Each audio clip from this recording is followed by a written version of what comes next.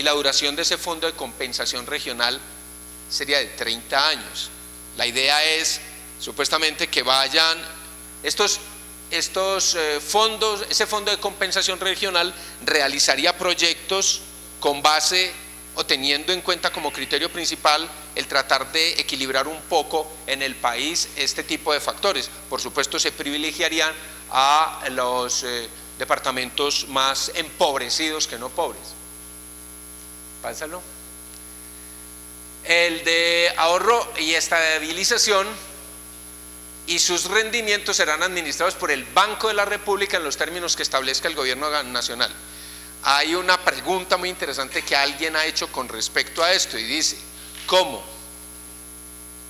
Nosotros con tantos problemas y ahorrar, ¿acaso uno no ahorra cuando tiene plata para ahorrar? Es una pregunta que se hace mucha gente. Síguelo. Ahora, el otro fondo que les decía que se crea es con un 2% de la recaudación, ese 2%, ese porcentaje para la fiscalización de la exploración y explotación de los yacimientos y el conocimiento y cartografía geológica.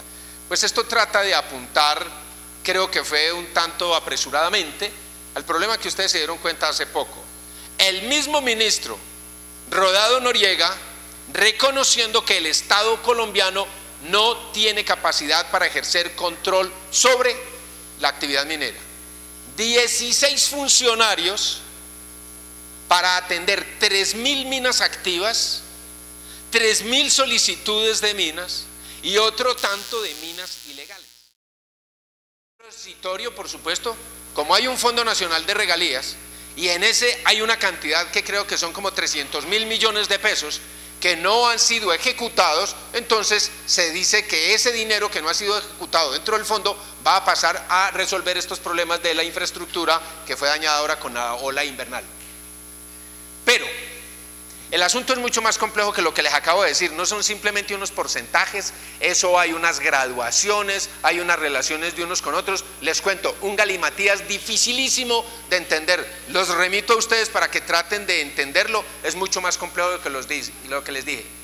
Una pregunta, ¿era necesaria una reforma constitucional? Hay mucha gente que dice que no era necesario meterle la mano a la Constitución porque están las normas escritas con tal nivel de generalidad que fácilmente se puede hacer lo que hay que hacer con base en esas normas.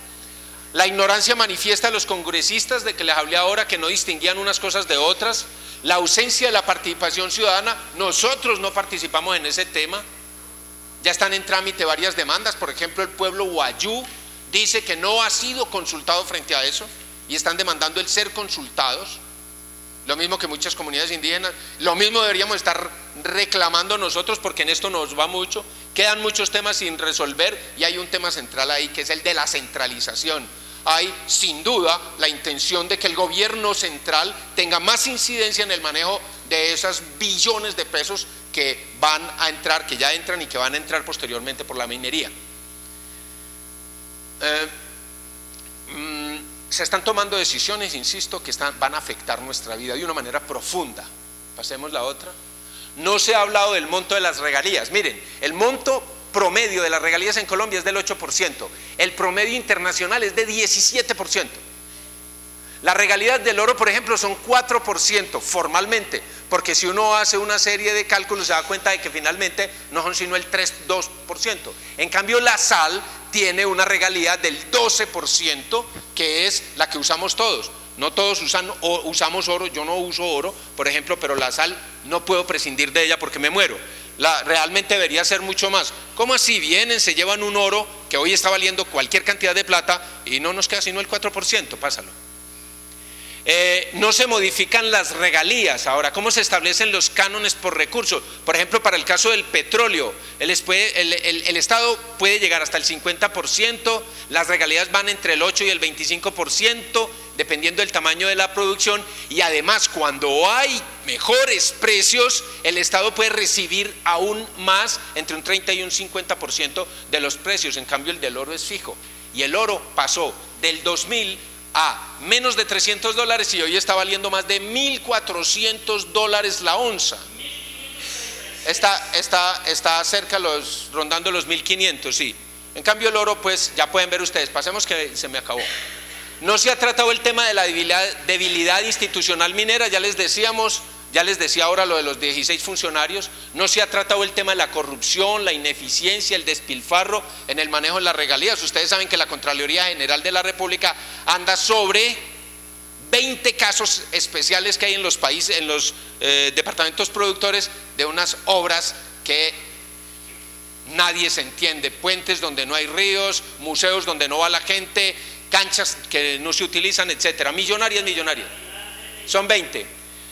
La mermelada se va a repartir por toda la tostada nacional, y Juan Carlos Echeverri, el ministro de Minas y Hacienda y Crédito Público, esa es la expresión que ha utilizado para motivar a la gente a que esté de acuerdo. Y ya hay quienes empiezan a hacer cálculos sobre la mermelada que nos va a tocar a nosotros y hablan que los ingresos podrían ser esos para los años 12, 13 y 14, 37, 47 y 55 millones de pesos, miles de millones de pesos más.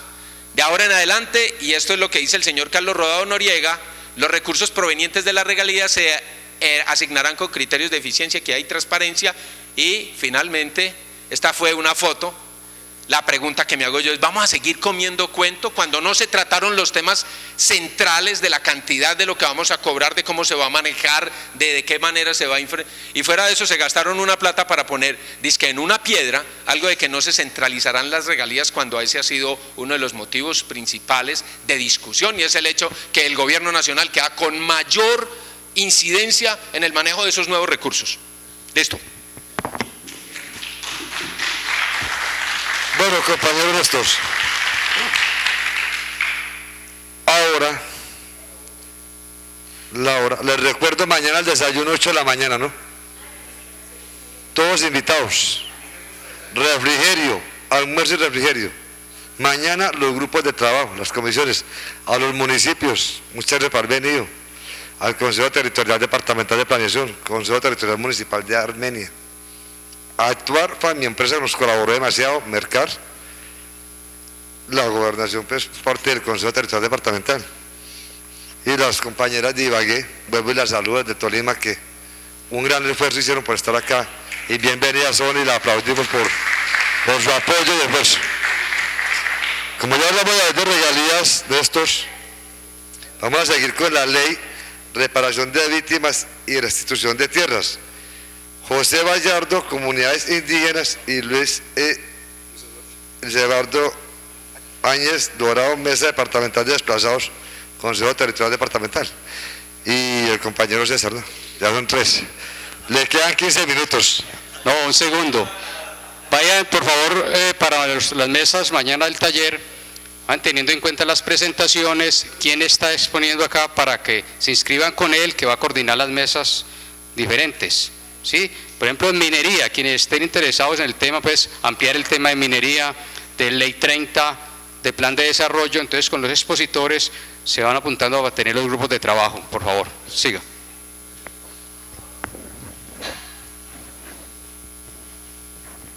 Bueno, buenas tardes.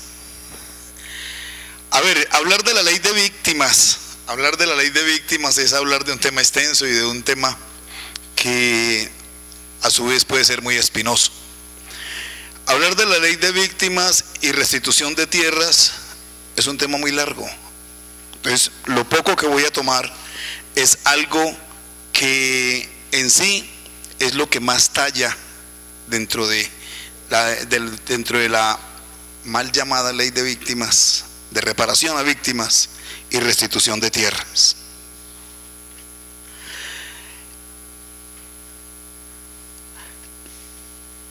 La ley no es tan buena como nos las hacen creer, porque muchos cuando el boom de la ley de víctimas, todo el mundo decía: uy, la berriondera. Ahora sí, ya a los desplazados, a los que les han quitado su tierra, ya eso las van a recibir, y eso es la berriondera. Ya con eso todo el país va a quedar nuevamente en su normalidad, y no ha sido sino una bulla. Desde el 2005, perdón, fui inclusive el único a nivel nacional como representante de los representantes nacionales que habíamos en esa época, peleando porque se diera más garantías y se cumpliera más con las necesidades de la población en situación de desplazamiento. Quien estuvo en los inicios de la famosa ley de reparación, de paz, reparación, y eso ha tenido miles de nombres, hasta que al fin llega ahora y queda como ley de reparación a víctimas y restitución de tierras. Entonces, por eso hoy decimos de que nos hablan muy bonito, pero de bonito no tiene nada, porque son muchas las cosas que hay en el tintero. Entre dos aguas está esta ley. Una vez sancionada la ley de víctima y restitución de tierras, tras las condiciones entre Senado y la Cámara, queda aún pendiente el examen de constitucionalidad de la ley. Las expectativas sobre su aplicación se mueven entre dos aguas. Primero, por un lado, lo anuncia con optimismo el presidente Santos, quien desde su discurso de posesión prometió que se saldaría la deuda histórica. Nada más ahí ya empezamos fallando. Se saldaría la deuda histórica con las víctimas, que se restituirían las tierras despojadas a los desplazados.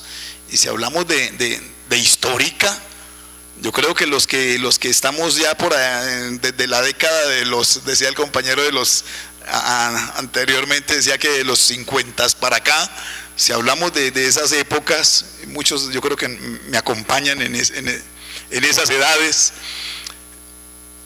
Desde ese entonces vienen una violencia tenaz en el país, y el país entonces tendría esa deuda histórica, pero no, hasta allá no llegamos.